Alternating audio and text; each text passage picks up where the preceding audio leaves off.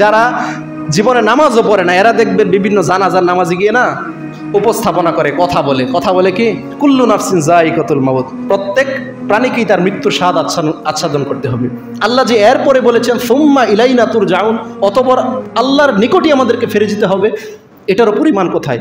আপনি তো ঈমান এনেছেন এই আয়াতের উপরে যে কুল্লু নাফসিন যায়িকাতুল মাউত, আমাদেরকে মরতে হবে, প্রত্যেক প্রাণীকেই মরতে হবে। হ্যাঁ, এটার উপর আপনার ঈমান চূড়ান্ত, কিন্তু এরপরে যে আল্লাহ বলছেন সুম্মা ইলাইনা তুরজাউন, এরপর তোমাদেরকে ফিরে যেতে হবে সেই সত্তার কাছে, সেই রবের কাছে যেখান থেকে তোমরা এসেছিলে।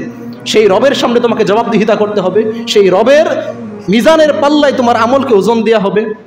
তারপরেও কেন আপনার আমার চরিত্র চেঞ্জ হয় না, কেন পরিবর্তন হয় না? কাফের মুশরিকের মতো চরিত্র কেন হলো আমাদের?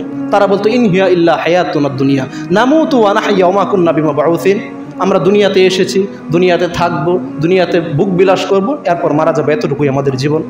কিন্তু মুসলিমদের জীবন তো হচ্ছে সুম্মা ইলাইনা তুরজাউন, তারপর সেই রবের সামনে দাঁড়াতে হবে, সেই রবের সামনে দাঁড়িয়ে জবাবদিহিতা করতে হবে।